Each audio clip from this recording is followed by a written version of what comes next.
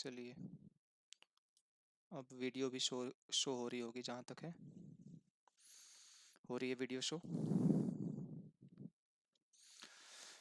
ठीक है, सब कुछ क्लियर है। तो चलिए, संधि प्रकरणम को हम लोग पढ़ रहे हैं और आज ये हमारी दूसरी कक्षा है। कल भी हमने एक कक्षा को पढ़ा था जिसमें हमने सामान्य रूप से जो है शुद्ध्युपास्य की सिद्धि को हल किया था।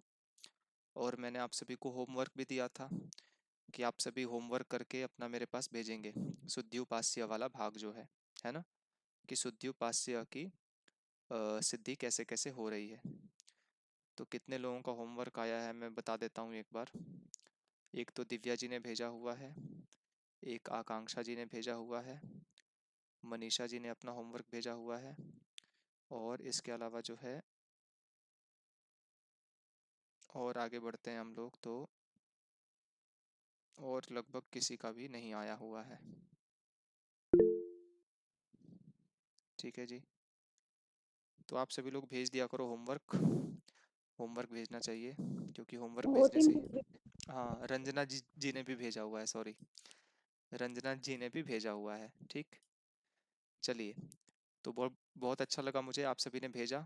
जिन लोगों ने भी भेजा आप सभी को साधुवाद। और आप सभी ने बहुत मेहनत से इसको करके भेजा। इसके अलावा दिव्या जी का मैंने देखा पूरा का पूरा कॉपी। इन्होंने तो इतना हार्डवर्क किया है उसको लिखने के लिए, बहुत ज़्यादा।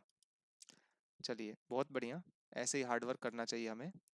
लेकिन जो है ना, थोड़ी सी कमियां हो जा रही हैं कुछ, जिसको आपको ठीक करना है।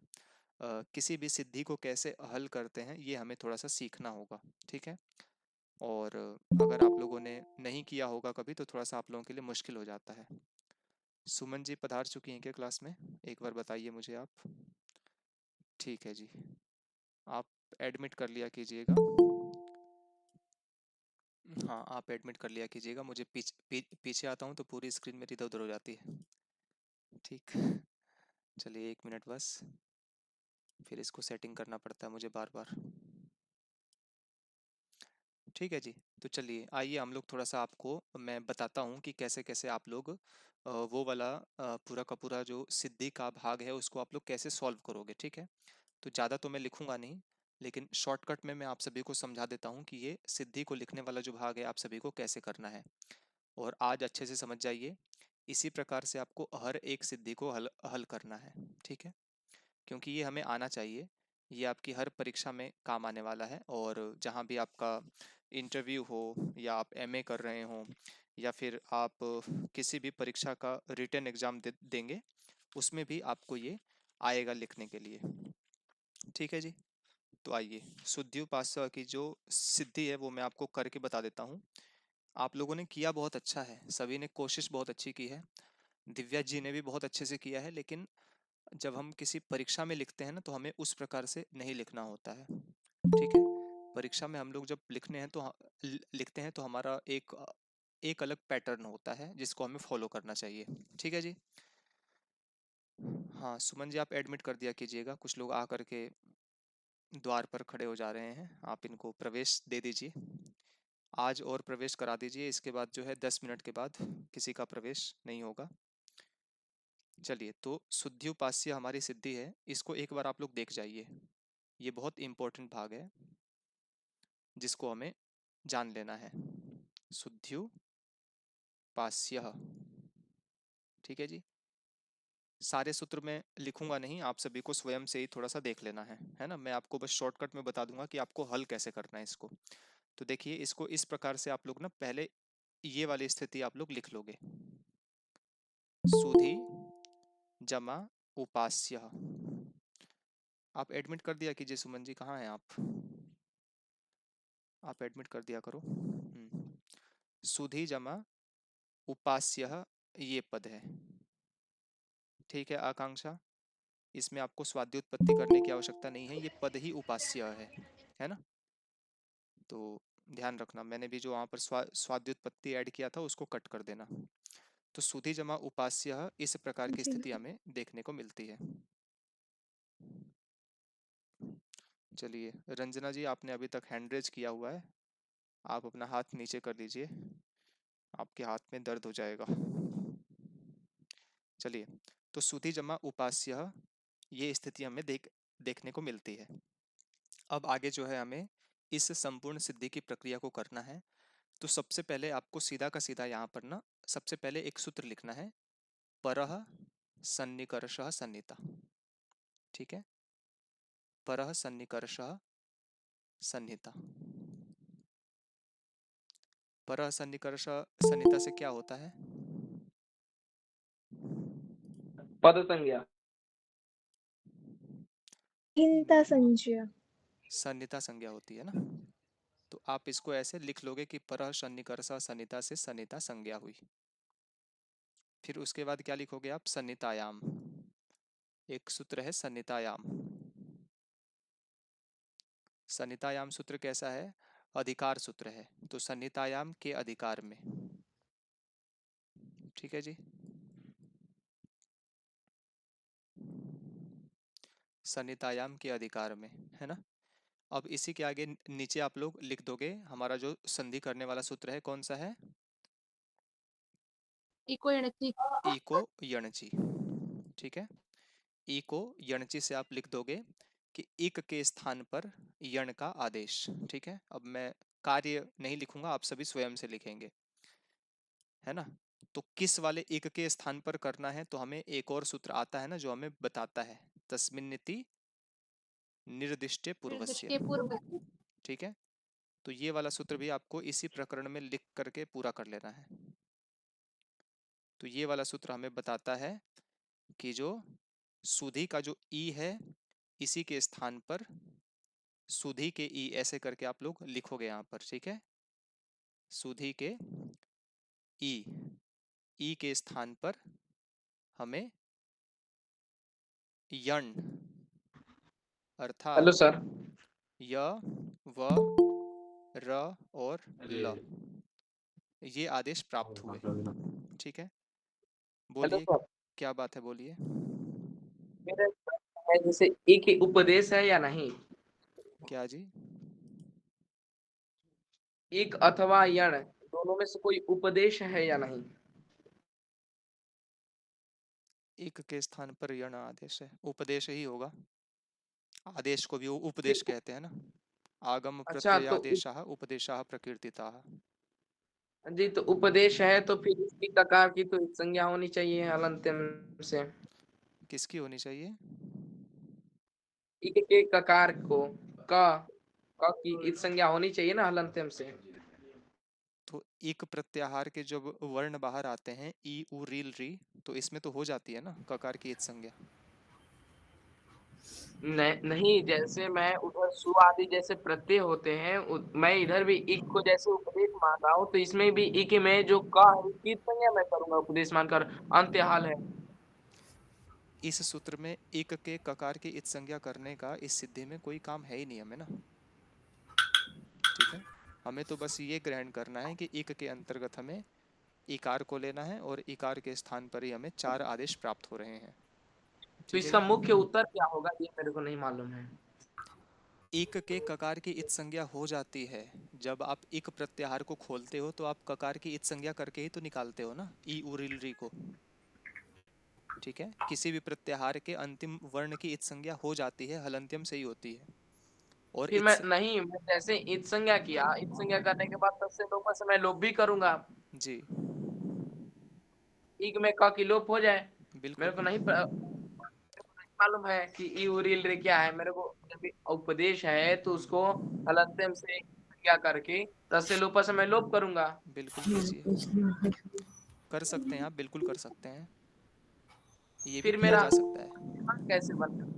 क्या जी? कैसे बनेगा? जेसन। फिर मेरा प्रत्याहार कैसे बनेगा? तो आपको ककार को कहाँ लेना है प्रत्याहार में?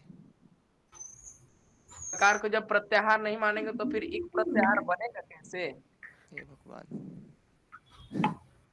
आप मेरे से बाद में बात कीजिएगा, ठीक है, अच्छे से। जी सर जी। ओके, बाद में, कल रविवार है, मैं आपको टाइम बता दूंगा, आप मैसेज कर दीजिएगा, फिर मैं आपको अच्छे से समझाऊंगा, ठीक। अभी सिद्धि की प्रक्रिया देखते हैं, नहीं तो ये इसी विषय को समझने में पूरा समय खर्च हो जाएगा। तो तो देखिए सुधि के ईकार के स्थान पर जो है यण आदेश प्राप्त हुआ। आप इसके विषय में थोड़ा बहुत लिख भी सकते हो कि यहाँ पर जो है ईक के अंतर्गत हमें 3-4 स्वरों की प्राप्ति हुई, लेकिन अब संदेह हो रहा था कि हम किसके स्थान पर यण का आदेश करें। तो इसी शंका के समाधान के लिए ये सूत्र आया और इसने कहा कि जो भी सप्तमी विभक्ति से निर्दिष्ट कार्य होगा वो पूर्व वाले वर्ण के स्थान पर ही किया जाएगा। ठीक है, तो सुधि का जो ई है वो उपास्य के ऊ से पहले है, ऊ अर्थात अच से पहले है, इसीलिए सुधि के ई के स्थान पर यण आदेश प्राप्त हुआ। अब यण जो आदेश है ना, तो ये भी क्या है, य वर अल, ये 4-4 आदेश प्राप्त हो रहे हैं।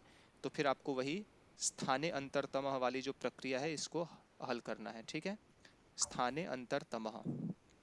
ठीक है जी, इन सभी को लिख लेना है कि मतलब जिस वर्ण का जिसके साथ में मैच होगा स्थान वगैरह, उसी के आधार पे हम लोग आदेश करेंगे। ठीक है जी, तो आप लोग लिख लेना कि ई का जो उच्चारण स्थान है उसके लिए सूत्र को आप लोग लिख सकते हो इचु यशानाम तालु। ठीक है, ये सारा का सारा प्रकरण आपको लिखना है, एक भी सूत्र छोड़ना नहीं है। सिद्धि मतलब होता है इसी स्टेप से सिद्धि। ठीक है जी, कि एक एक कार्य को आप लोग इस तरफ लिखोगे, सूत्र को यहाँ लिखोगे, कार्य को लेफ्ट साइड में लिखोगे। तो इचु यशानाम तालु को लिख लो। ठीक है जी, और उसके बाद इसी के आधार पर ईकार का और यकार का जो स्थान है वो एक ही है, तालु। म्यूट कर लीजिए, कोई अनम्यूट है। तो इसी के आधार पर अब जाकर के हमारा फाइनल हुआ कि हमें सुधि का जो ई है इसके स्थान पर हमें क्या आदेश करना है, य आदेश करना है। ठीक है जी, तो अब कार्य को आप लोग यहाँ लिख दोगे कि सु ध य और आगे उपास्य। ठीक, अब आगे हमें क्या करना है, सुध या उपास्य। तो आप इसी को जो है ना साइड में जो है इसी को यहाँ पर लिख सकते हो कि शुद्ध्युपास्य की एक सिद्धि यहाँ पर पूरी हुई। ठीक है, शुद्ध्युपास्य इति सिद्धम। ठीक है, क्योंकि एक रूप हमारा बन करके पूरा हो चुका है। ठीक है जी, अब दूसरे रूप की बारी आती है, तो इसी प्रोसेस को थोड़ा सा नीचे बढ़ाएंगे। सु ध य उपास्य, तो एक सूत्र आया था ना जो विकास जी ने जिसका जिक्र किया था, क्या सूत्र था, अनचि च, है ना। तो अब इस सूत्र को आप लोग यहाँ लिखोगे अनचि च, यही वाली स्थिति को यहाँ पर लिख करके और उसके बाद सूत्र लिखोगे अनचि च, अर्थात अच के परे जो यर होगा उसको द्वित्व हो जाएगा और उस यर के बाद में कोई भी अच नहीं होना चाहिए। तो सु का जो अ है, सु का जो उ है ये अच है हमारा, और इसके बाद में धकार यच, धकार यर प्रत्याहार है और उसके बाद में कोई भी अच नहीं है, इसीलिए धकार के स्थान पर द्वित्व हो जाएगा। तो अनचि च से द्वित्व लिख करके फिर आप लोग इसके नीचे यहाँ पर इसके कार्य को लिखोगे कि सु ध ध य उपास्य। ठीक है जी, सु ध ध य उपास्य। सुमन जी आप हैं नहीं क्या क्लास में, नहीं है शायद, चलिए। तो सु ध य उपास्य। ठीक है, अब यहाँ पर जो है आप सभी को पता है कि यहाँ से जो है यकार के लोप की प्राप्ति हो रही है। ठीक है, इस पूरी सिद्धि प्रक्रिया में जो है अब यकार का लोप प्राप्त हो रहा है। और यकार का लोप कैसे प्राप्त हो रहा है, क्योंकि यहाँ पर संयोगान्तस्य सूत्र, संयोगान्तस्य लोपः ये वाला सूत्र काम करेगा। तो संयोगान्तस्य लोपः ये सूत्र आ सके इसके लिए आपको पहले संयोग संज्ञा करनी है। ठीक है, तो आप लोग लिखोगे हलो नंतराह संयोगः, क्योंकि हमें पहले पता होना चाहिए ना कि संयोग संज्ञा होती किसकी है। तो आप लोग लिख दोगे कि ध ध य, इससे क्या हुई, संयोग संज्ञा हो गई।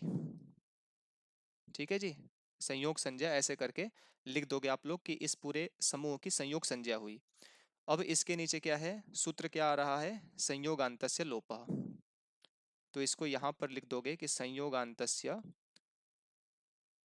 लोपः से क्या हुआ, इस पूरे समुदाय की लोप, उस समुदाय का लोप हो गया। ठीक है, समुदाय का लोप प्राप्त। फिर आप लोग नेक्स्ट वाला सूत्र कौन सा लिखोगे, अलोन्त्यस्य, है ना। अलोन्त्यस्य सूत्र क्या कहता है कि अंतिम अल की ही इत संज्ञा, मतलब अंतिम अल का ही आपको लोप करना है ना। अंतिम अल का ही आपको लोप करना है, ठीक है जी। तो अंतिम अल मतलब यकार का लोप प्राप्त, ठीक है। थोड़ा सा फास्ट लिख रहा हूं मैं, तो राइटिंग ऐसी है, आपको बस समझना है कि क्या क्या प्रोसेस हो रहा है।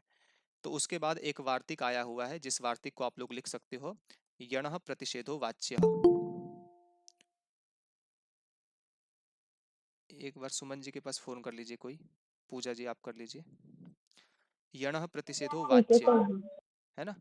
यणः भैया प्रतिषेधो, एक एक सूत्र छूट गया क्या, जलाम जस जसी करके। ओके हाँ हाँ हाँ, जी जी छूटा है जी जी। जी जी जी छूट गया है, छूट गया है, ये सूत्र जो है छूट गया है ये। चलिए तो इस कार्य को ये पहले ही कर सूत्र का लीजिए। प्रयोग अच्छी चलिए झलाम झशो अंत्य को जो है ना, झलाम जस झसी को आप लोग हलो अनंतराह वाले प्रकरण से ही आप लोग कर लीजिए कि झलाम जस झसी, इस सूत्र से झलों के बाद आने वाले झलों को जश आदेश हो जाता है, झश प्रत्याहार परे रहते, तो जो धकार है इसको क्या हो जाएगा, दकार हो जाएगा, ठीक है। इस लाइन को आप लोग मेंशन कर लेना, ठीक है जी। ये सूत्र मुझसे छूट गया था। उसके बाद आप लोग यणः प्रतिषेधा वाच्य को लिख करके जो यकार का लोप हो रहा था इसका निषेध कर देंगे, ठीक, कि आप कभी भी यण का लोप नहीं कर सकते। अब इसके बाद जो है यण के लोप का जब निषेध हो गया, तो उसके बाद जो है आप लोग पूरे समुदाय को मिक्स कर देंगे, तो जो है सिद्धि हमारी पूरी हो जाएगी, सुदध्युपास्य, ठीक है, सुदध्युपास्य ऐसा। तो समझ गए आप लोग। राइट साइड में आप लोगों को सूत्रों को लिखना है और उनका प्रयोजन लिखना है, और लेफ्ट साइड में आपको कार्य लिखना है कि क्या क्या परिवर्तन हो रहा है।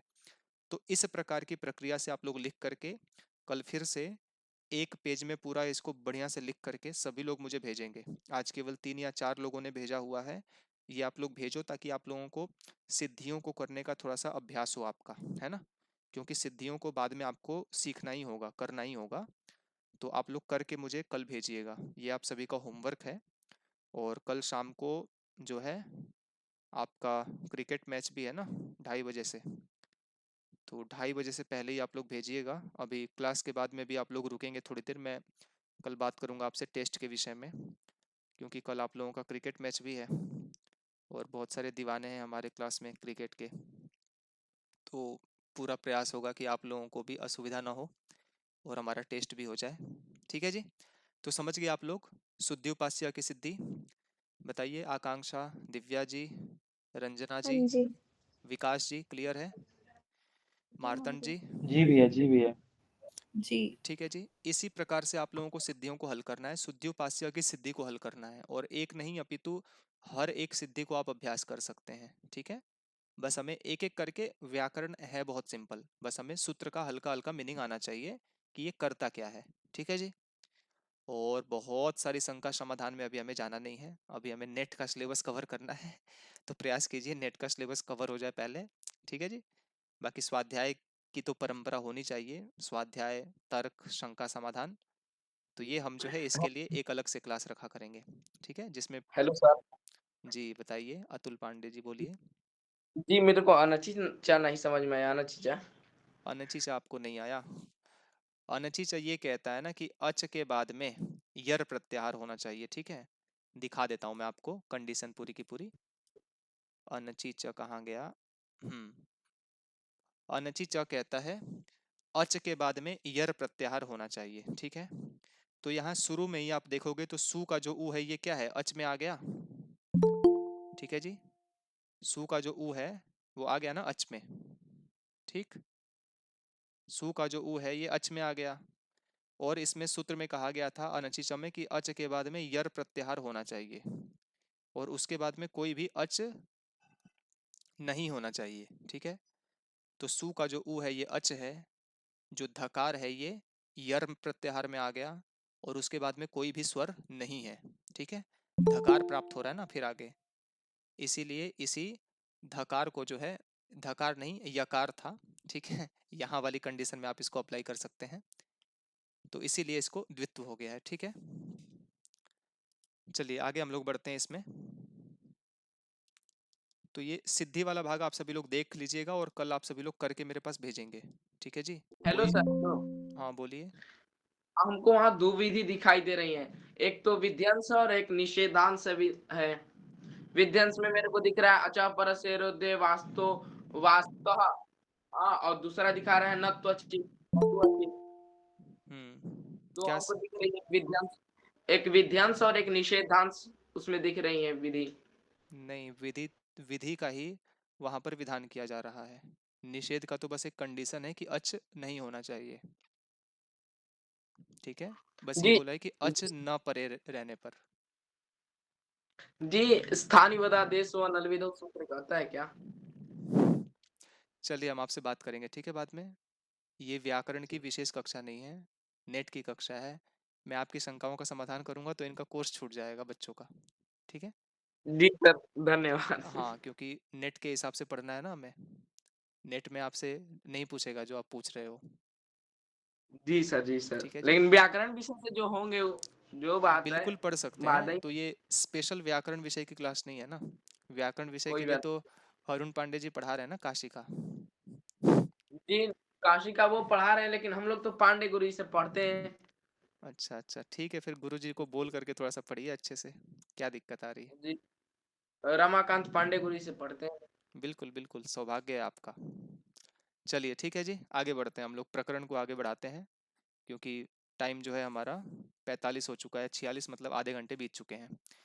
अब आगे का पाठ हम सभी लोग पढ़ते हैं, और एक बार जो है पुराना पाठ जो है वो रिवाइज तो हो ही चुका है लगभग, और जहाँ से छूटा हुआ है उसको करा देता हूँ मैं आप सभी को। तो जो शुद्ध्युपास्य, मध्वरी, धात्रंश और लाकृति की सिद्धि हो चुकी थी हमारी, उसके बाद में एचो यवायावह एक सूत्र आया था, और इसने क्या कहा था कि एच, एच का मतलब क्या होता है, ए ओ ऐ औ, ओ इसके ऐ बाद औ। में अगर कोई भी स्वर आता है तो ए के स्थान पर अय, ओ के स्थान पर अव, ऐ के स्थान पर आय, और औ के स्थान पर आव आदेश हो जाते हैं। ठीक है जी। इसके अंतर्गत भी हमने फिर आगे की सिद्धियों को देखा था। हरये, विष्णवे, नायकः, पावकः। ठीक है। और इसमें यथासंख्य मनुदेशः समानाम, इसके आधार पर क्या कहा गया था कि जब स्थानीय भी चार हों, समान हों, और आदेश भी समान हों, तो फिर हमको यथासंख्य करके ही आदेश कर देने हैं। आगे बढ़ते हैं। एक सूत्र आया था वांतो ई प्रत्यये, तो इसने कहा था कि ओ और औ के बाद में, ठीक है, ओ और औ के बाद में यदि कोई यकार आदि प्रत्यय परे होगा तो उसके स्थान पर अव और आव आदेश आप कर सकते हो। ठीक है जी। मतलब ओ और औ के बाद में ही केवल यदि यकार आदि प्रत्यय परे होगा तो आप अव और आव आदेश कर सकते हैं। जैसे गो प्लस यम गव्यम, नौ प्लस यम नाव्यम। अध्व परिमाणे च एक वार्तिक भी आया था, जिसके अंतर्गत कहा गया था कि अगर मार्गवाचक मार्ग का परिमाण अगर बोध होगा शब्द से, तो इसमें भी क्या होगा, आप ओ के स्थान पर अव आदेश कर सकते हैं। ठीक है। तो गो जमा युति बराबर गव्युति, ये शब्द हमारा सिद्ध हुआ था। आगे बढ़ते हैं अदेंग गुण, और यहाँ से जो है हमारी आज की दूसरी कक्षा स्टार्ट होती है। ठीक है जी। तो चलिए, अदेंग गुण, इसको आप सभी लोग जो है व्याकरण की जो हम लोगों ने 18 परिभाषाएं पढ़ी थी उसके अंतर्गत भी आप सभी ने इसको पढ़ा हुआ है।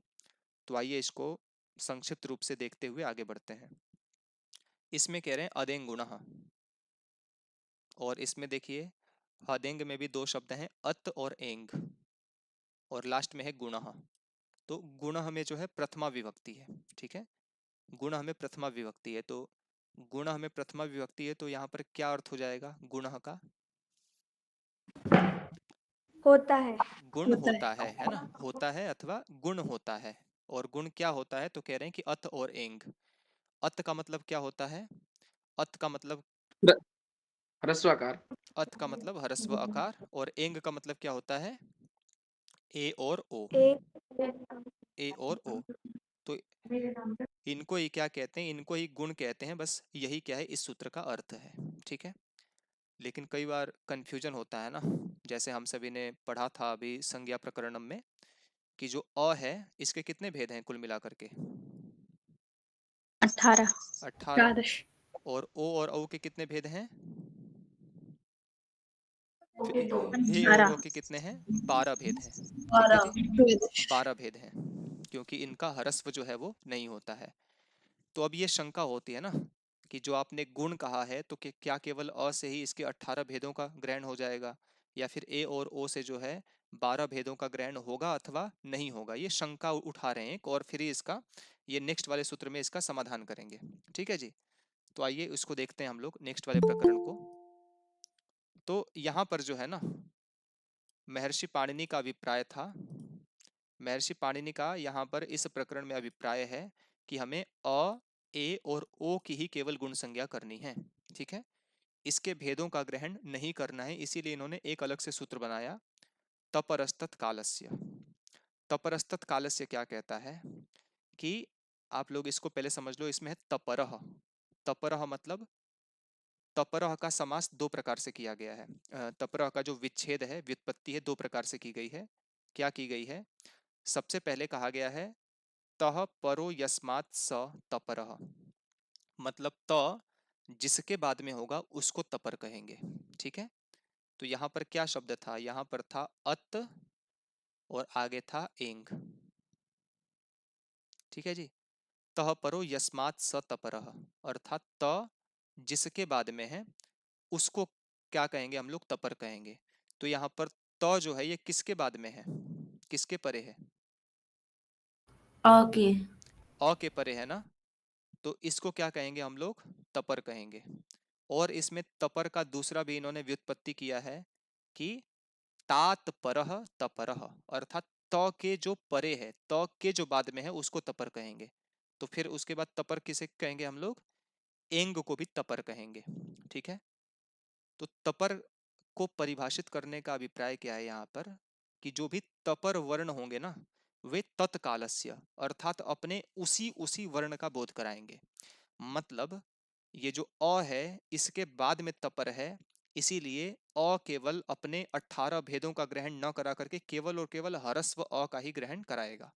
ठीक है, मतलब केवल ह्रस्व वाले अ की ही क्या हो जाएगी? गुण संज्ञा हो जाएगी। ठीक, आगे कहा कि त के जो बाद में है वे भी केवल अपने ही वर्ण का बोध कराएंगे। मतलब ए और ओ के भी जो 12-12 भेद थे सबके सब पीछे छूट गए, और केवल ए और ओ की ही यहाँ पर गुण संज्ञा होगी। इसके 12 या अ के 18 भेदों का ग्रहण नहीं होगा। तो समझ गए इसका मतलब क्या हुआ कि गुण संज्ञा किन तीन वर्णों की होती है? बोलिए आप सभी लोग। अ ए ओ। अ ए ओ की गुण संज्ञा होती है। ठीक है, इसके अलावा कोई भी अ चौथा ए वर्ण, ओ अ अ ए ओ अ की ही ए ओ अ जी ए ओ ओम की ही ओम। केवल गुण संज्ञा होती है और कोई चौथा वर्ण नहीं आएगा। ठीक है जी, तो इसी को आप लोग देख लो। हदेंग गुणा की जो वृत्ति है इसमें साफ साफ कहा जा रहा है कि अत एंग च गुण संज्ञा स्यात्। अत और एंग की गुण संज्ञा हो जाती है अ ए ओ की। तपरस्तत कालस्य में क्या कह रहे हैं कि तह परो यस्मात् स, अर्थात त के त जिसके परे है, और तात परश्च, अर्थात त के जो बाद में है। म्यूट कीजिए आप धीरज जी, म्यूट रखिए आप लोग। और आप लोग पढ़ाई कर रहे हो या आपस में डिस्कशन कर रहे हो? चलिए, तात पर अर्थात त के जो बाद में है अर्थात एंग, वे क्या हो जाएंगे? उच्चार्यमाणः, अर्थात जब भी इनका उच्चारण किया जाएगा तो ये समकालस्य एव संज्ञा स्यात्, अपने समकाल का ही ग्रहण कराएंगे। मतलब जो वर्ण लिखा होगा उसी वर्ण का बोध होगा। अगर बताइए यहाँ पर जो है अगर आत लिखा होता तो आत से किसका ग्रहण होता? अ के 18 भेदों का होता या फिर केवल और केवल आ का होता? विकास जी बोलिए। 18 केवल 18 आकार भेदों का। विकास जी किसका बोध जी होगा भैया। यहाँ पर? आ केवल आ का होगा ना। इसी प्रकार से आ अगर का। कहीं पर अगर कह दिया इत, ई और त, तो फिर इत से किसका बोध होगा? ई के 18 भेदों का या फिर केवल ई का? ई का। ई केवल का ई होगा ना। का। और मान लो इत के बाद में साइड में एक लिख दिया ऊ, तो फिर ऊ से किसका भेद होगा? ऊ के 18 भेदों का या केवल ऊ का? 18 18 भेदों भेदों का। का। 18 भेदों का। नहीं, केवल ऊ का होगा, केवल ऊ का। क्योंकि ये पहले भी अपना प्रभाव डालता है और बाद वाले में भी अपना इसी का प्रभाव काम करता है। ठीक है, तो जो पहले होगा या बाद में होगा तपर करण के, वे उसी उसी वर्ण का बोध कराएंगे। ठीक है जी, समझ गए? पहले होगा या बाद जी में होगा भैया। उससे फर्क नहीं पड़ता है, दोनों को ये समकाल का ही बोधक बनाएगा। ठीक है जी। अब ये सारी की सारी जो रामायण की कथा है ना, इन लोगों ने इसलिए बताई है क्योंकि आगे जो है इसी के आधार पर आपकी नेक्स्ट जो है संधि आ रही है, और इस संधि को क्या कहते हैं, गुण संधि कहते हैं। ठीक है, सूत्र बड़ा आसान है ये, और सूत्र क्या है, आद गुणः, आद गुणः है सूत्र। ठीक है जी। तो आइए इसको समझते हैं, आद गुणः सूत्र क्या कहता है। पहले नॉर्मली समझेंगे हम लोग, है ना, पहले पेज में समझेंगे स्लाइड में, उसके बाद जो है आपको मैं सूत्र के अर्थ के ऊपर लेकर के जाऊंगा। ठीक, तो चलिए आद गुणा सूत्र को समझते हैं। तो देखिए, आत, आद है यहाँ पर, और गुणः, एडमिट करते रहा कीजिए आप। चलिए आद गुणा सूत्र है। तो देखिए आद में क्या है ना, आद में क्या है, मूल शब्द है आत। आत का मतलब क्या होता है, आत का मतलब यहाँ पर आप लोग तपर करण वाला आकार मत लेना। अवर्णात, ठीक है, अवर्णात, हाँ अवर्णात। ना, यहाँ पर क्या है, अ का ही पंचमी विभक्ति का रूप है, जैसे राम का बनता है रामात, है ना, विकास का बन जाएगा विकासात, अतुल का बन जाएगा अतुलात, इसी प्रकार से अ का बन जाएगा आत। तो कह रहे हैं कि आत, आत में पंचमी विभक्ति है, तो बताइए पंचमी विभक्ति किस अर्थ को प्रकट कराती है। पंचमी विभक्ति का अर्थ क्या होता है, किस अर्थ को प्रकट करती है ये विभक्ति, कल लिखवाया था ना मैंने के आपसे ये, बाद, के के बाद। बाद, है ना। तो बस समझ लो कि यहाँ जो है ना, अ अथवा अ के जो 18 भेद हैं इन सभी का ग्रहण कर सकते हो आप लोग। मुख्य रूप से जो है अ या आ का ही ज्यादा प्रयोग आपको देखने को मिलता है। तो एक तरफ आपको अ या आ दिखाई देगा, और दूसरी तरफ आपको क्या दिखा देगा, अ या आ के बाद में कोई भी अच होगा। ठीक है, अ या आ के बाद में जो है कोई भी अच होगा, तो आपको क्या करना है, गुण कर देना है। ठीक है, और गुण जो है ना, गुण करना है, तो गुण जो है दोनों के स्थान पर होगा। इन दोनों के स्थान पर गुण होकर के केवल एक आदेश होगा। ठीक है, एक आदेश हो जाएगा यहाँ पर। ठीक है जी, तो ध्यान रखना है दोनों वर्णों के स्थान पर गुण होकर के एक आदेश की प्राप्ति होती है। ठीक, जैसे बहुत सारे आप लोग एग्जाम्पल देखते हो, एक एग्जाम्पल छोटा सा देख लो, जानते भी हो आप लोग, है ना। यहाँ पे है ग न, और आगे है ईशः। ठीक है, ग न जमा ईशः। तो बताइए ये जो नकार है, नकार में आपको अ दिखाई दे रहा है ना, अकार, हाँ। और आगे हाँ। दिखाई दे रहा है ई। ठीक है, तो यहाँ पर जो है आद गुण वाली स्थिति पूरी की पूरी सेट हो रही है कि अ या आ के बाद में कोई भी स्वर होगा तो मैं गुण कर दूंगा दोनों के स्थान पर। तो अ और ई इन दोनों के स्थान पर गुण हुआ, और गुण होगा तो बताइए कितने वर्णों को गुण कहते हैं। अ, तीन। ए ओ को गुण कहते ए हैं। ओ। ठीक है, तो फिर से हमारे पास क्या है, कंफ्यूजन हो जाता है कि गुण के रूप में किसको किया जाए, अ को किया जाए, ए को किया जाए, या फिर ओ को किया जाए। ठीक है, तो फिर इसी प्रकार से हम स्थाने अंतरतमः का आश्रय लेते हैं। तो बताइए अ जो है इसका उच्चारण स्थान क्या है, कंठ। कंठ। कंठ है, यहाँ कंठा है। और जो ई है इसका उच्चारण स्थान क्या है, तालु। तालु। तालु। तालु। तो हमें जी सर, तालु। अ ए ओ में से ऐसे ही वर्ण का आश्रय ग्रहण करना है जिसका उच्चारण स्थान जो है कंठ और तालु से मिलता हुआ हो। तो बताइए अ का उच्चारण स्थान क्या है इसमें, ऊपर कंठ है, कंठ। और जो ए कंठ। है इसका क्या है उच्चारण स्थान, कंठ तालु। कंठ कंठ तालु, है ना। तालु। तो मतलब हमें हाँ जी। एकार जो है प्राप्त हो गया। इसका मतलब क्या हुआ, गण का जो अ है और ईशः का जो ई है, इन दोनों के स्थान पर कौन सा आदेश हो जाएगा गुण करके, ए। ए आदेश हो जाएगा। और आप इसी को अगर मैच कर दोगे इसमें, जैसे ग न था, और आगे हो गया ए, और आगे हो गया श, है ना। तो इस पूरे को मैच करोगे तो क्या बन जाएगा, गणेश। गणेशः। गणेशः। गुण संधि आप सभी को क्लियर हो गई। जी सर। विकास जी, मार्तंड जी, आप लोगों को क्लियर है, और पूजा जी जी भैया। आपको क्लियर है। हाँ जी। हाँ, पूजा जी एक और है ना दूसरी वाली भी, वो पता नहीं कहाँ है। चलिए उनसे बात कीजिएगा आप, क्या बोलते हैं, क्या नाम है, भूल गया मैं नाम आपका। चलिए तो इसी कॉन्सेप्ट को देखिए, अब इसकी वृत्ति में भी समझ जाइए। आप लोग कह रहे हैं कि अवर्णात मतलब अवर्ण के बाद में अची परे, अच परे होने पर पूर्व परयो हो, मतलब पूर्व वाला जो अ था और पर वाला जो ई था, इन दोनों के स्थान पर एकह गुणः आदेशः स्यात्, केवल एकमात्र गुण का आदेश हो जाता है। जैसे उप जमा इंद्रः उपेंद्रः और गंगा जमा उदकम बराबर गंगोदकम। ठीक है जी, तो गुण संधि आप सभी को क्लियर हो गई। आगे बढ़ें, सभी लोग बताइए, थोड़ा सा कमेंट करके बोलिए मुझे समझ में आ रहा है कि नहीं आ रहा है। क्लास वाले बच्चे भी और बाकी सब लोग भी शीघ्रता से कमेंट कीजिए, पता चले जी समझ में सर। आ पा रहा है कि नहीं आ पा रहा है। चलिए अक्षिता जी हैं आज क्लास में? नहीं है। चलिए, आपको क्लियर हो रहा है अर्शिया जी? मानसी जी आपको क्लियर हो रहा है? प्राकृतिका जी आपको? जी सर। मुझे तो थोड़ा थोड़ा हो रहा है। अब क्या किया जाए कि पूरा पूरा हो जाए आपको? दोबारा पढ़ूंगी तो हो जाए मे बी। हाँ तो पढ़ लेना पूरा अच्छे से, और कहीं भी कोई कंफ्यूजन होता है तो फिर हम बात करेंगे ना, कोई प्रॉब्लम नहीं है। मैंने तो हमेशा आप लोगों के लिए दरबार खुला रखा है। ठीक है, जी ठीक। ये बात अलग है कि क्वेश्चन बस पूछते कुछ ही लोग हैं। ठीक है जी, तो चलिए आप लोग ध्यान रखिए। राहुल जी बोलिए क्या बात है? जी राहुल जी बोलिए। चलिए, तो आप लोग ध्यान रखेंगे और इसको पढ़ेंगे, ठीक है? और प्रश्न आप लोग तभी पूछोगे जब एक क्लास हमारी पूरी हो जाया करेगी। आज वाली क्लास होगी तो आज वाली क्लास का जो क्वेश्चन है वो कल पूछना आप लोग। और आप लोगों को बैठना पड़ेगा, थोड़ा सा समझना पड़ेगा, पेन पेंसिल सब कुछ ले करके। ठीक है जी, आप लोगों की ये सिद्धियां विद्यां पूरी हो सके ना, इसीलिए मैंने ये बोर्ड लिया हुआ है, ताकि आप लोगों को बार बार जो है लिख लिख करके कोई भी चीज़ होती है तो उसको समझाया जा सके। समझ पा रहे हो आप लोग?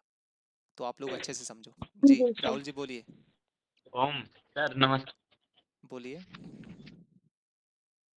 सर।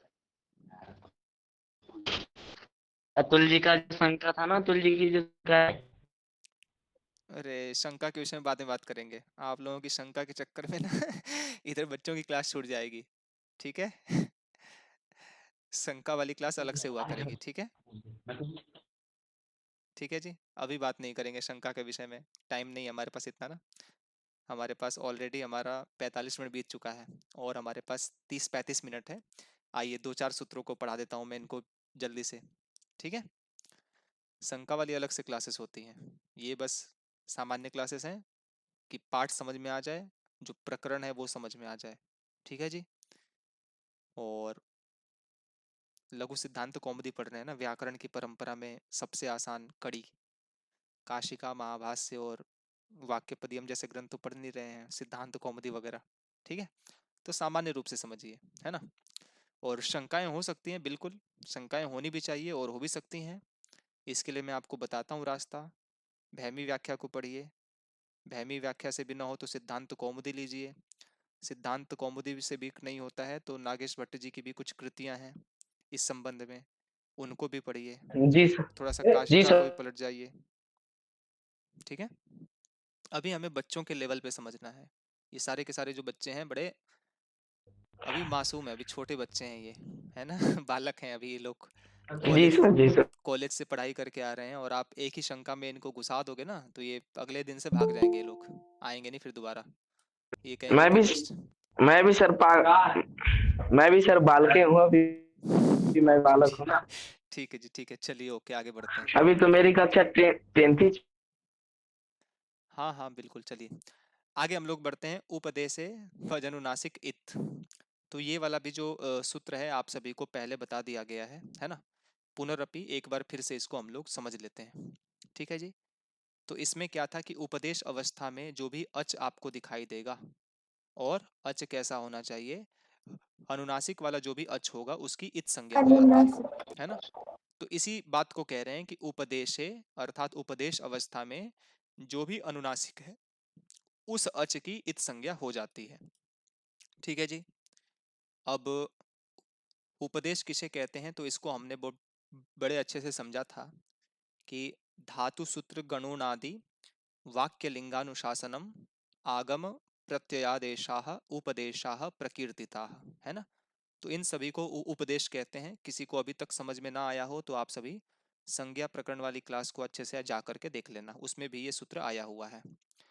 और इसके अलावा जो है उपदेश किसे कहते हैं? एक बार फिर से बोल रही हाँ, ये पीडीएफ मेरे पास उसका है नहीं अभी, नहीं तो मैं आपको दिखा देता। चलिए मैं आपको दिखाता ही हूँ, है ना, ताकि आप अगर लिख रही हैं तो आप नोट कर पाएँ इसको।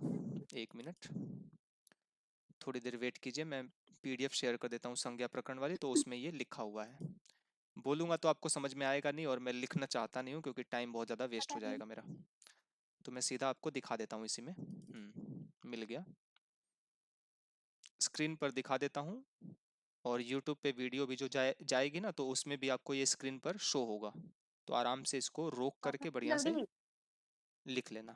जल्दी से जरा जल्दी हाँ, म्यूट करके बात कीजिए आप लोग। मेरे स्ट्रेट पे देखिए, मेरे स्ट्रेट पे देखिए, अरे रुक जाओ, जल्दी म्यूट कर लो तोड़िए आप ना। लोग। कौन है?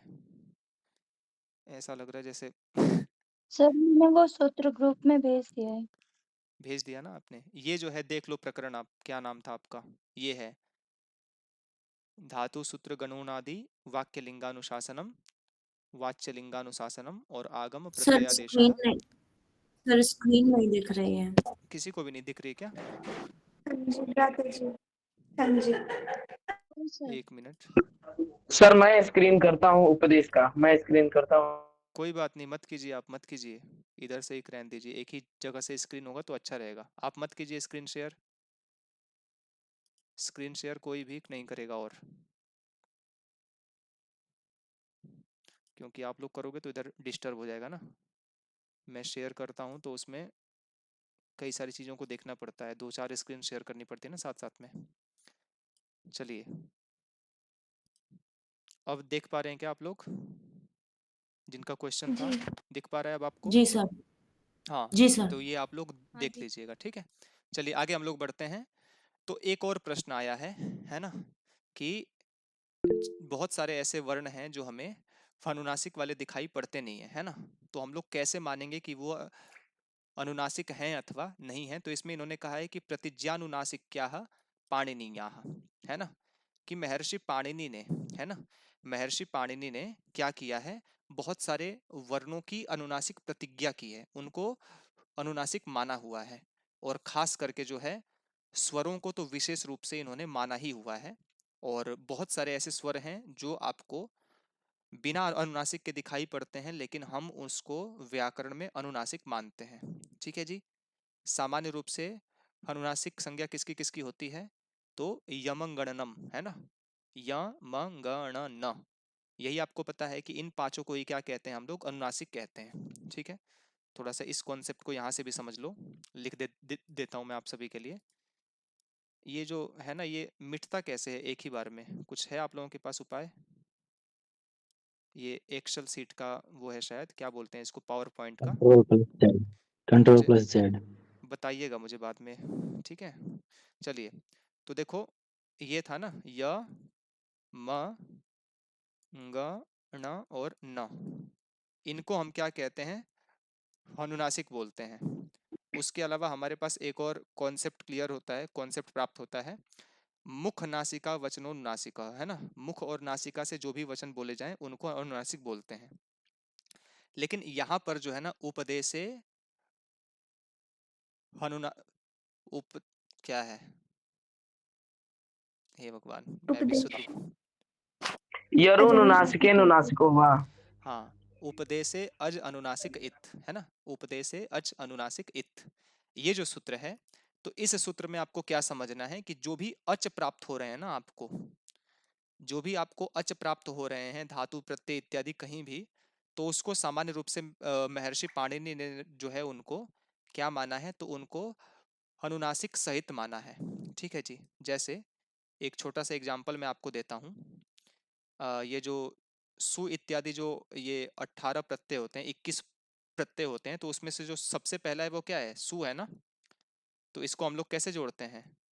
रामः की सिद्धि में राम जमा सु को जोड़ते हैं ऐसे, है ना। और इसी सु की जो है ना इत संज्ञा हो जाती है इसी वाले सूत्र से, उपदेशे अनुनासिक इत से, है ना। सु के उकार की इत संज्ञा हो जाती है। और आप लोग ध्यान से देखोगे तो सु का जो उकार है इसमें हमें अनुनासिक का चिन्ह जो है ऐसा वाला दिखाई नहीं दे रहा है। पुनरपि हम लोग इसको अनुनासिक वाला ही अच मान करके इसकी इत संज्ञा करते हैं, उपदेशे अजनुनासिक इत से। समझे आप लोग। तो आप लोगों को ध्यान रखना है कि जो भी उपदेश हैं उसमें जो प्रथम रूप में आपको प्रत्यय आदेश वगैरह प्राप्त हो रहे हैं तो उसको अनेकों स्थानों पर महर्षि पाणिनि ने अनुनासिक वाला ही माना है। ठीक है जी। जैसे सु में जो उ है वो सु का उ नहीं है, सू है, सू, ऐसा, सू, ऐसा है वो। ठीक है जी। कई जगह जो है आपको जो भी अच प्राप्त होंगे तो उनके ऊपर ऐसा सिंबल बनता हुआ दिखाई दे देगा अनुनासिक वाला, लेकिन कई स्थानों पर जो है आपको ऐसा जो पहचान करने वाला सिंबल है वो नहीं दिखाई देगा। तो पुनरअपि आपको ध्यान रखना है, इसके लिए देखो कोई क्राइटेरिया नहीं है ना, कि किसको माने किसको ना माने। जैसे भू धातु का जो ऊ है, बताइए ये भी तो अच है ना, क्या इसको महर्षि पाणिनि ने हाँ। अनुनासिक माना है? नहीं। भू के ऊ को क्या महर्षि पाणिनि ने अनुनासिक माना है? नहीं माना है ना, नहीं। क्योंकि नहीं। अगर नहीं मानते तो भू का ऊ ही पूरा का पूरा गायब हो जाता। तो बस वही है कि आचार्य ने अनेकों स्थानों पर व्याकरण में अच जो है उनको अनुनासिक माना है। ठीक है, बस यही इसका सामान्य मीनिंग है ना। और हमें बिल्कुल ध्यान रखना है ना, जहां भी अचों की इत संज्ञा हो रही है तो वहां पर हमें मानना है कि वहां अनुनासिक वाला अच था। देखो व्याकरण की परंपरा जो है ना बड़ी प्राचीन है ना। और व्याकरण की परंपरा बहुत समय से चली आ रही है। लेकिन आजकल क्या है, आजकल आप सभी को पता है कि संस्कृत के भी दो दो भाग हो चुके हैं। एक वैदिक संस्कृत हो चुकी है और एक लौकिक संस्कृत हो चुकी है। और वैदिक संस्कृत वाला काफी सारा जो कॉन्सेप्ट है ये लौकिक संस्कृत में नहीं काम आ पाता है ना। उसके वर्ण वहां पर आते ही नहीं है, लौकिक वाले में ट्रांसफर हो नहीं पाते, उनका स्वरूप हमें दिखाई पड़ता नहीं है। तो इसी प्रकार से प्राचीन समय में भी जो व्याकरण का स्वरूप होगा तो उसमें अनुनासिक वाले अचों का भी एक स्वरूप हमें दिखाई पड़ता होगा। आजकल जो है हमारी टाइपिंग होती है तो टाइपिंग किससे हो रही है? ये आजकल के टाइपिंग मशीन से टाइप हो रहा है सिस्टम, है ना। मैं फोन में टाइप करता हूँ तो जिसको हम लोग दुष्पृष्ठ कहते हैं ना, ड़कार वाला जो भाग होता है वो टाइप ही नहीं हो पाता है कि हम ड़कार को दिखा सकें। जिह्वा मूली और उपधमानीय वाला भाग है ना। तो आप लोगों का टेस्ट करना होता है मुझे, तो जिह्वा मूली और उपधमानीय वाला भाग जो है वो टाइप हो ही नहीं पाता। तो इसका मतलब क्या है कि भाषा में महर्षि पाणिनि के व्याकरण में ये अनुनासिक और बिना अनुनासिक वाला स्वरूप पहले के समय में प्रचलित होगा। और पहले की पांडुलिपियां में हो सकता है ये पूरा अच्छे से दिखता होगा, लेकिन आजकल वाले व्याकरण में प्रयोगों में ये नहीं दिखता है तो प्रयोग भी नहीं हो पाता। ठीक है जी। तो बस सामान्य रूप से जी बस बिल्कुल। आपको अपनी आंखें खोल करके रखना है और ध्यान से देखना है कि कोई भी अगर उपदेश में प्राप्त हो रहा है धातु प्रत्यय आदेश वगैरह कुछ भी, तो उसमें अगर अच है तो क्या ये अच अनुनासिक है? अगर वहां पर अनुनासिक अच होगा तो उसकी इत संज्ञा हो जाएगी। ठीक है। सुरेंद्र जी बोलिए, सुरेंद्र सूर्या, क्या बात है?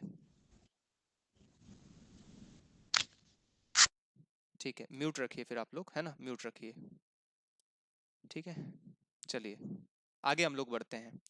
आगे देखिए एक और प्रत्याहार को ये आगे एक्सप्लेन कर रहे हैं जिसके विषय में हमने पहले भी पढ़ा है कि लण सूत्रस्थ अवर्णेन सह उच्चार्यमाणः रेफः रलयोः संज्ञा, है ना। और इस कॉन्सेप्ट को हम लोगों ने पहले भी अच्छे से पढ़ा हुआ है कि जो ह य व र और ट प्रत्याहार है और आगे लण प्रत्याहार है। तो ये जो र का जो र में जो केवल रकार है आप इसको निकाल लो, और आगे ल में जो अ आ रहा है ना इसको निकाल लो। ठीक है, ल में जो अ आ रहा है इसको निकाल लो। ठीक है, तो ये जो है एक प्रत्याहार मिल करके बनता है जिसको कहते हैं र प्रत्याहार। और र प्रत्याहार को हम लोग जब बोलते हैं कि र प्रत्याहार में कौन कौन से वर्ण आते हैं, तो सबसे पहले तो इसमें रकार आ गया। ठीक है जी। और आगे जो है रकार के बाद में इसमें लकार भी आ गया। ठीक, र और ल ये दो वर्ण आ जाते हैं इसमें। और ये बाद में लकार का जो आकार है इसकी क्या है, इत संज्ञा हो जाती है क्योंकि ये अंतिम में विद्यमान है।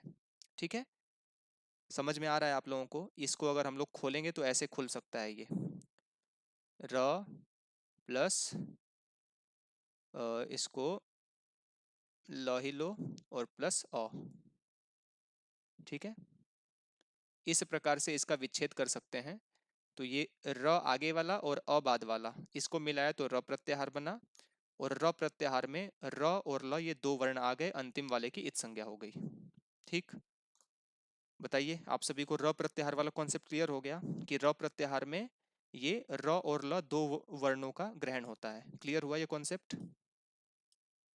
आया था ना फिर इसे? उसके बाद जी, पैदा होगा। जी सर। ये जो है आप लोगों ने संज्ञा प्रकरण के अंतर्गत भी इसको पढ़ा था। क्या क्या वृत्ति आई थी उसमें, कुछ आया था भाग, मैं आपको दिखा देता हूँ एक बार। लण मध्य तु इत संज्ञकः, है ना? कहा गया था कि हकार आदि में जो अकार है ये तो उच्चारण के लिए है, ताकि आप हकार आदि का उच्चारण कर पाओ, लेकिन लण में जो अकार है ना ये क्या है? इत संज्ञक है।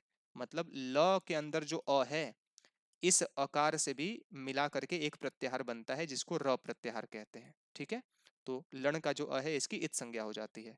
तो इसी कॉन्सेप्ट को यहाँ पर खोल रहे हैं कि लण सूत्रस्थ, अर्थात लण सूत्र में स्थित जो अवर्ण है, तो अवर्ण के साथ में जो रेफ उच्चारण होता है ना, रकार का जो उच्चारण होता है, तो ये क्या है?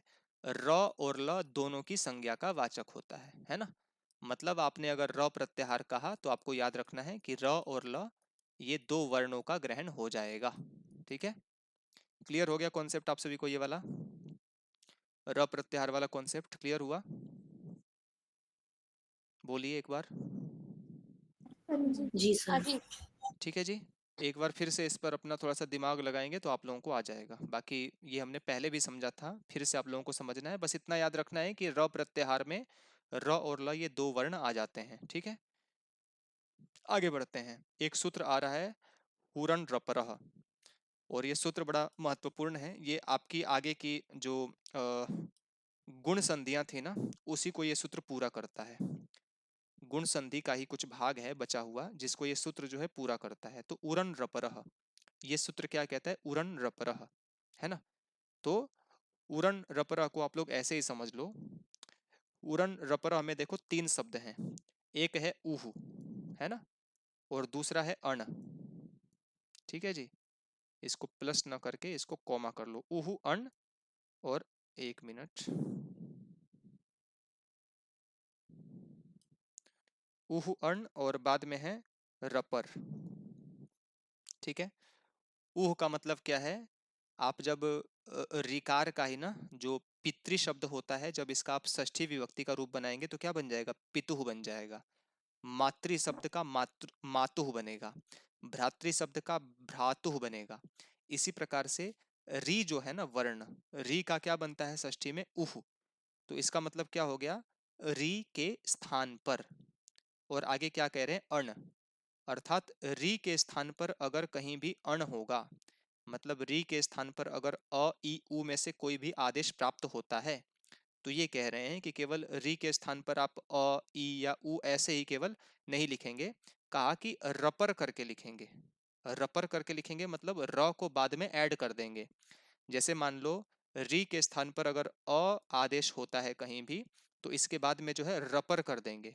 और रपर का मतलब क्या हुआ? र प्रत्याहार जो है ये किन दो वर्णों का वाचक होता है? बताइए। र और ल र का। और ल का। र और और ल ल का का। मतलब और भी लिख सकते हो और अल भी लिख सकते हो। ठीक है जी, और भी लिख सकते हो और अल भी लिख सकते हो। री के स्थान पर जो अण आदेश होगा उसी में केवल, ठीक है, हर जगह नहीं। जो रिकार के स्थान पर जहां भी आपको अण आदेश होगा, या तो गुण में होगा या तो वृद्धि में होगा, तो गुण करोगे तो क्या हो जाएगा? अर आदेश हो जाएगा। ठीक है, और इसी प्रकार से वृद्धि, वृद्धि का तो अलग कॉन्सेप्ट है। री के स्थान पर अगर आपको गुण करना होगा तो वहां पर क्या हो जाएगा? अल हो जाएगा गुण। ठीक है, इसी चीज को बता रहे हैं।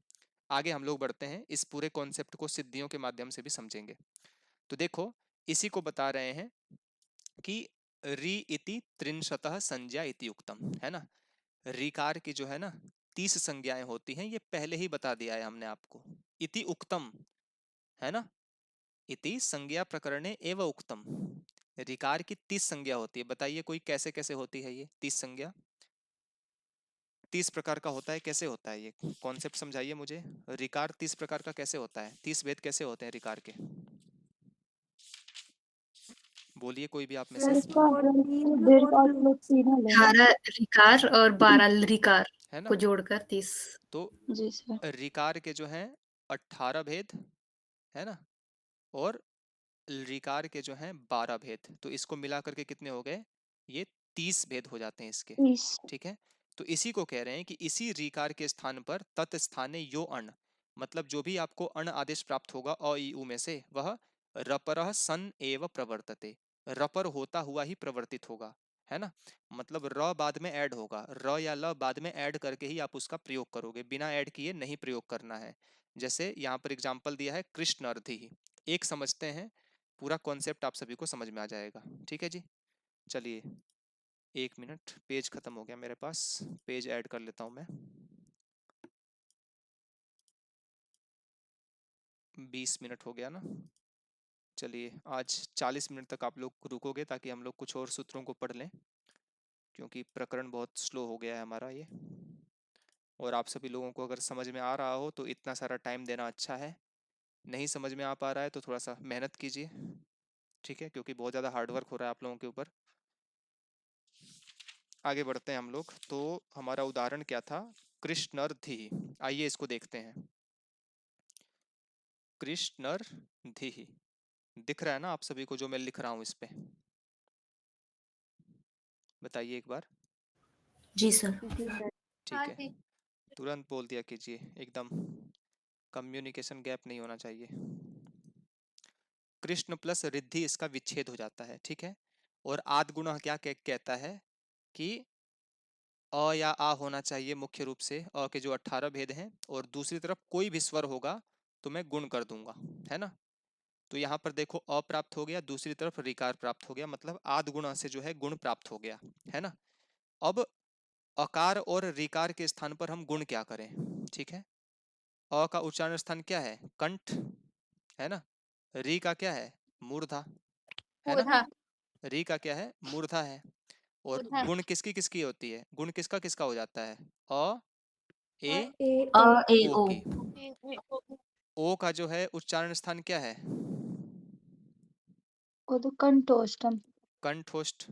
ए का क्या ओ, है, कंठ कंठ और तालु। तालु। तालु और अ का क्या है, केवल कंठ है, कंठ। है ना। तो मूर्धा तो जी। किसी का इसमें से है ही नहीं, ठीक है, मूर्धा तो इसमें से एक का भी नहीं है, तो फिर क्या करेंगे, जो अ का उच्चारण स्थान है ना कंठ, इसी से मैच करेंगे, ठीक है। और हम लोग जब इससे मैच करते हैं तो कंठ से केवल ये अकार वाला जो भाग है ना, यही क्या होता है, हमें प्राप्त हो जाता है। तो इसका मतलब क्या हुआ कि अ और री के स्थान पर जो है ना, गुण के रूप में हमें एक आदेश के रूप में क्या प्राप्त हो गया, अ प्राप्त हो गया ना। तो यहाँ पर आप लोग देख रहे होगे कि रिकार के स्थान पर और अकार के स्थान पर यहाँ पर गुण हुआ है मिल करके, मतलब अब वही वाला आपका कॉन्सेप्ट आ गया उरन रपरह, कि आप जब भी रिकार के स्थान पर आप कोई भी अण आदेश करोगे अ ई उ में से, तो आप उसको सिंगल सिंगल केवल अ नहीं रखोगे, उसके बाद में रपर करण भी होगा, ठीक है। अब रपर करण जब होता है तो रपर करण के भी दो भेद हो जाते हैं, एक होता है र और एक होता है ल। तो यहाँ पर री है, तो बताइए री का उच्चारण स्थान क्या है, मूर्धा है ना। अब इसमें से जो लकार है इसका उच्चारण स्थान क्या होता है, दंता। दंत। और रकार जो है इसका उच्चारण स्थान क्या है, मूर्धा मूर्धा। मूर्धा। मूर्धा। तो बताइए री के स्थान पर जो रपर का विधान होगा तो वो र होना चाहिए या फिर ल होना चाहिए, र होना चाहिए। र होना चाहिए ना। तो यहाँ पर अ के बाद में जो है रपर कर देंगे, रपर मतलब र को पर में जोड़ देना, ठीक है। तो अ और री के स्थान पर जो है गुण आदेश होकर के क्या हो गया, हर। अर हो गया ना। तो इसको अगर ऐड करोगे आप तो कृष्ण ऐसा, फिर अर, फिर उसके बाद धी, ऐसा हो जाता है। ये ऐड कर दोगे तो कृष्ण धी, ऐसा ये रूप बन जाता है, ठीक है जी। कृष्ण अर्धि ऐसा रूप बन जाता है, कृष्ण जमा रिद्धि, तो कृष्ण की समृद्धि, ऐसा इसका अर्थ आता है, ठीक है, निकल करके। एक और एग्जाम्पल इसमें आपका दिया हुआ है पुस्तक में, क्या दिया हुआ है एक बार देख लो, उसके बाद इसको देखेंगे। इस डबल तवलकार। है ना, तवलकारः, ये सिद्धि यहाँ पर दी गई है। 1 मिनट। हाँ, तवलकारः ये वाली सिद्धि है। आइए इसको भी देख लेते हैं एक बार हम लोग, शॉर्टकट में इसको देखेंगे। तो देखिए तवलकारः है ना, तो इसको भी देखते हैं। तवलकारः मतलब तुम्हारा लृकार, ऐसा कुछ है इसका अर्थ। तो नाम ऐसा है, सिद्धि का ऐसा शब्द है ये, तवलकारः। तो तव और आगे क्या है, ऋकारः। त्रिकार। यहाँ भी जो है अ है और यहाँ री है, गुण प्राप्त हो जाएगा। तो गुण के रूप में फिर से प्राप्त होंगे अ ए ओ, है ना। तो अ ए ओ में से जो है फिर से यहाँ पर ऋकार का जो उच्चारण स्थान क्या है, दंत है। दंत किसी का भी आपको प्राप्त नहीं होगा, ठीक है। तो जो अ है कंठ वाला भाग, इसी को हमें आधार मान करके अकार का ग्रहण कर लेना है, ठीक है। अब यहाँ पर भी देखो री के स्थान पर हो रहा है ना अण, तो री के लिए कहा था ना कि री की 30 संज्ञाएं होती हैं, मतलब री भी इसी के अंदर इंक्लूड हो जाता है। तो मतलब री के स्थान पर भी आप जो आदेश करोगे, अण वाला आदेश करोगे, आप केवल सिंगल सिंगल अ को नहीं रख सकते, आपको उसके बाद में रपरकरण करना ही पड़ेगा। तो बताइए, री के स्थान पर जो ये र और ल, ये दो रपरकरण प्राप्त हुए। र का है मूर्धा और ल का है दंत, है ना। तो जो री है, री जो स्वर है, इसका उच्चारण स्थान क्या होता है, दंत। दंत होता है ना। तो ये दंत से दंत वाला जो लकार है ये क्या हो गया, मैच हो गया, तो मतलब अल आदेश हो जाएगा। तो तव जमा ऋकारः, इसको ऐड कर देंगे इसमें, तो तवलकारः ऐसा रूप हमारा बन जाता है। ठीक, क्लियर हो गया कॉन्सेप्ट आप सभी को ये वाला। मानसी आपको समझ में आ रहा है? जी सर। जी। हाँ, समझ जाओ, इससे ज्यादा सरल नहीं किया जा सकता इस कॉन्सेप्ट को, है ना। इससे ज्यादा सरल कोई भी नहीं कर सकता इस ब्रह्मांड में, ठीक है। 1 मिनट।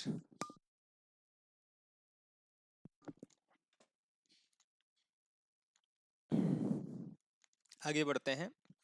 एक और सूत्र का कॉन्सेप्ट है, बस इसको समझ करके पाठ को पूरा कर लेंगे। और ये लास्ट सूत्र है, ये मोस्ट इंपॉर्टेंट है अब तक के भाग में से, ठीक है जी। अब तक के भाग में से ये मोस्ट इंपॉर्टेंट भाग है, तो इसको आप लोग अच्छे से समझना। 2 सूत्र हैं ये, ठीक है। और इस सूत्र का जो संबंध है, जो एचो यवायावः, इस सूत्र से इसका संबंध है ना। एक बार जो है आकांक्षा आप बताइए, एचो यवायावः का सामान्य क्या होता है, मीनिंग इसका। ए ए ए ओ आई औ के स्थान पर अय अव हो जाता है, अच के बरे रहते। अच के परे रहते हैं, मतलब एच प्लस अच बराबर अय अव आय आव आदेश, ठीक है। सही बोला मैंने, हाँ। ये समीकरण को हमेशा दिमाग में याद रखना है, ठीक है। अब ये लोपः शाकल्य से क्या कह रहा है, आइए इसको देखते हैं पहले, उसके बाद आप सभी को मैं बताऊंगा आगे कॉन्सेप्ट। तो 1 मिनट, मैं पेज अपना शेयर कर लेता हूं। देखो लोपः शाकल्य से क्या कहता है, एक रूप बनता है, हरे जमा इह, ठीक है। एक ये रूप बनता है, हरे जमा इह। तो यहां पर क्या हो गया, एचो यवायावः प्राप्त हो गया ना, ए के बाद में कोई स्वर है, तो ए के स्थान पर क्या आदेश हो जाएगा, अय। अय हो जाएगा ना, ए के स्थान पर हो जाएगा अय, और आगे है इह, ठीक है। तो इसी को हम मिक्स कर देंगे, तो इसका रूप जो है ऐसा बन जाएगा, ह र, फिर आगे य, और आगे इह, ठीक है। सभी को क्लियर है कॉन्सेप्ट यहाँ तक का भाग, ह र य इह, यहाँ तक का भाग आप सभी को समझ में आ रहा है ना। अब जो है लोपः साकल्यस्य वाले भाग पर चलते हैं। तो देखिए लोपः साकल्य से क्या कह रहे हैं कि अवर्ण पूर्वयोः पदान्तयोः, मतलब ऐसा कोई पद, ऐसा कोई पद जिसमें अवर्ण पूर्वयोः हो, अर्थात अवर्ण पूर्व में हो, और बाद में क्या हो, बाद में क्या हो, अश परे हो, है ना। अवर्ण पहले हो, बाद में अश परे हो, तो उसके बाद क्या होता है, जो य और व आपको दिखाई पड़ेंगे, आप उनका लोप कर देना, ठीक है जी। तो इसमें मुख्य रूप से 2 बातों को बड़ा फोकस किया गया है, कि कोई ऐसा पद होना चाहिए, ठीक है, जिसमें अकार आपको दिखाई दे, ठीक है जी। अ आपके पास होना चाहिए, फिर बाद में अश प्रत्याहार होना चाहिए। तो जो भी आपको य तथा व दिखाई देगा, आपको इसका लोप कर देना है। ठीक, आइए यहाँ पर देखते हैं, हम लोग इस भाग में देखते हैं अपने। तो बताओ, ये जो र का जो अ है, ये जो र का जो अ है, ये आपको अ के रूप में दिखाई दे रहा होगा ना। और अ के बाद जी। में जो ये यकार है, ये आप लोग काउंट करके देखो, अश प्रत्याहार में आ रहा है कि नहीं आ रहा है यकार?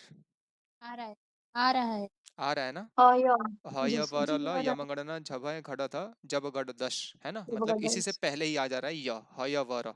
ठीक है, तो तो इन्होंने कहा था कि अ के बाद में क्या होना चाहिए, यश, अश प्रत्याहार वाला कोई वर्ण होना चाहिए। ठीक है, तो ऐसी स्थिति में जो आपको वहां पर यकार या वकार दिखाई देगा, आपको उसका लोप कर देना है। ठीक है जी, आपको उसका लोप कर देना है। और ये सारा का सारा जो मामला है, ये किसके मत में हो रहा है?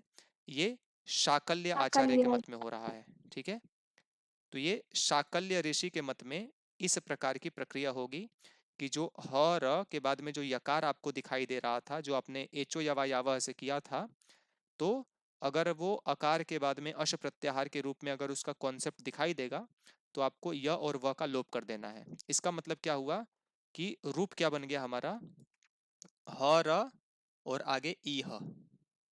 ठीक है, ह र और ई ह।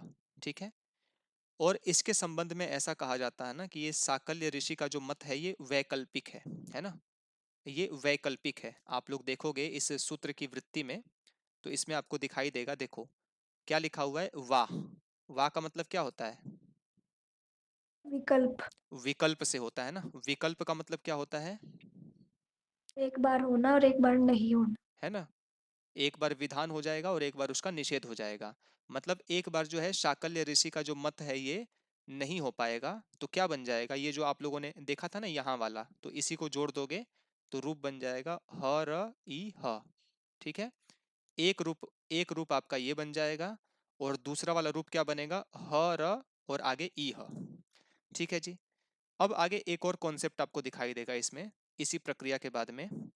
मानसी आप बताना मुझे, ठीक है, ह र और ई ह, इस वाले स्थिति में आपको आद गुणा से गुण संधि की प्राप्ति हो रही कि नहीं हो रही है? यहाँ पर इस स्थिति में ह र और ई ह में, मानसी यादव आप बताइए, बोलिए कहाँ पर हैं आप? चलिए विकास जी आप बताइए, ह र और ई ह में आद गुणा से गुण की प्राप्ति हो रही है कि नहीं हो रही है? विकास जी हैं यहाँ पर? क्या बात है, आप लोग गायब हो जा रहे हो क्या क्लास से? बोला करो, आप लोग गलत हो सही हो कोई बात नहीं। हर्षिया जी आप बोलिए,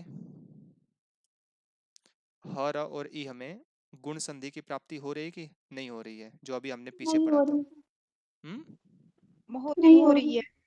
नहीं हो रही है, हो रही है। ठीक है, हो रही है। आद गुणा क्या कहता है, अ, आ ए, या आ, इसके बाद कोई भी स्वर होना चाहिए, तो गुण तो हो रहा है ना यहाँ पर, अ ई के स्थान पर ए। अर्शिया जी बताइए, समझ में आ रहा है? गुण हो रहा है ना जी यहाँ जी पे? सर। ठीक है, जी सर। हाँ ध्यान रखना है बिल्कुल, व्याकरण को पढ़ने के लिए ना समझ लो क्या बोलते हैं, बहुत ज़्यादा फोकस रखना पड़ता है एक एक चीज़ को, एक एक चीज़ से बहुत ज़्यादा इफेक्ट पड़ता है। चलिए ठीक है, कोई बात नहीं, आप लोग पाठ को दोबारा पढ़ करके भी अगर समझ जाते हो, पक्का कर लेते हो, तो बहुत अच्छी बात है, ये सारा हार्डवर्क जो है ये सफल हो जाएगा। अब इसी चीज़ को देखो रोकने के लिए, है ना, ह र और ई हमें अगर आद गुणा से गुण की प्राप्ति हो जाएगी, तो ये क्या हो जाएगा ना, एक ऐसा रूप बन जाएगा जो महर्षि पाणिनि को बनाना है ही नहीं, हरेह ऐसा रूप बन जाएगा, है ना। और ये जो रूप है ये बिल्कुल गलत है, ऐसा रूप नहीं बनना चाहिए। इसी को रोकने के लिए एक सूत्र आता है पूर्वत्र सिद्धम। इस सूत्र को बस ऐसे ही समझ लो, हिंदी हिंदी इसका, वृत्ति तो बड़ी आसान है, हिंदी समझना बहुत आवश्यक है। ये जो हर ये हरे है जो रूप बन रहा था, इसी को रोकने के लिए इन्होंने सूत्र बनाया पूर्वत्र सिद्धम। पूर्वत्र सिद्धम का कॉन्सेप्ट क्या है, देखो, अष्टाध्यायी को दो भागों में बांटा गया है। ठीक है जी, अष्टाध्यायी को दो भागों में बांटा गया है। अष्टाध्यायी में आप लोग बताइए कितने अध्याय हैं? 8 8 अध्याय 8 8 अध्याय है ना। तो हर एक अध्याय कितने पादों में बटा हुआ है? 4 4 चार चार पादों में 4 ना। तो इसमें कहा गया है कि 8 अध्याय में जो 7वें अध्याय का प्रथम पाद तक का जो भाग है ना, वो एक में आ गया। दूसरे भाग में जो 8वें अध्याय के दूसरे, तीसरे और चौथे पाद आ गए, ये तीनों एक अलग कॉन्सेप्ट है। तो इसमें ये कहा गया है ना कि 8वें अध्याय के दूसरे, मतलब 8वें अध्याय के दूसरे, तीसरे और चौथे पाद वाले सूत्र जो हैं, ये जो भी कार्य करते हैं ना, ये जो भी कार्य करते हैं, तो ये जो है ना, इनकी आंखों से वो कार्य जो है वो दिखता नहीं है। ठीक है, इनकी आंखों से वो कार्य जो है वो नहीं दिखता है। ठीक, समझ गए आप लोग? मतलब 8वें अध्याय के दूसरे पाद के द्वारा, तीसरे पाद के द्वारा और चौथे पाद के सूत्रों के द्वारा जो भी कार्य हो गया, वो जो है ना 7वें अध्याय तक के भाग को और 8वें अध्याय के पहले पाद तक के सूत्रों को नहीं दिखता है। ठीक है, नहीं दिखता है, मतलब ये लोग उसके बाद में कोई कार्य नहीं कर सकते। ठीक है जी। तो एक बात आप लोग मुझे बताओ,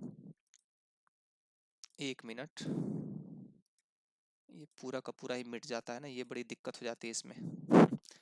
पूरा एक ही साथ में बोल रहा है कि मैं सबको लेकर के मिटूंगा। चलिए फिर से इसको समझते हैं, नेक्स्ट वाला पेज शेयर करना पड़ेगा मुझे। तो देखो, ह र ई ह, ठीक है, ह र ई ह जो है ये लोपः साकल्यस्य वाले सूत्र ने हमें बना के दिया, ह र ई ह। और देखो लोपः साकल्यस्य का जो सूत्र संख्या है, बताओ मुझे, ये पहले वाले ग्रुप में है या फिर दूसरे वाले ग्रुप में है? अभी मैं शेयर करता हूँ स्क्रीन को, बताइए। ये रहा लोपः साकल्यस्य, दूसरे वाले में, दूसरे 8वें वाले अध्याय में, के तीसरे पाद का तीसरे 19वां पाठ को सूत्र है। 19वां सूत्र। तो ये जी सर। त्रिपादी में है या फिर सपाद सप्ताध्यायी में है, ऊपर वाले में? ये दूसरे पाद में है। दूसरे वाले डिपार्टमेंट का हिस्सा है ना ये।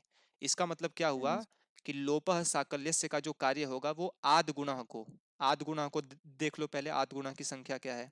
तो देखो आद गुणः छठे अध्याय के पहले पाद का 87वां सूत्र है। तो ये किस भाग में है, पहले वाले भाग में कि दूसरे वाले भाग में?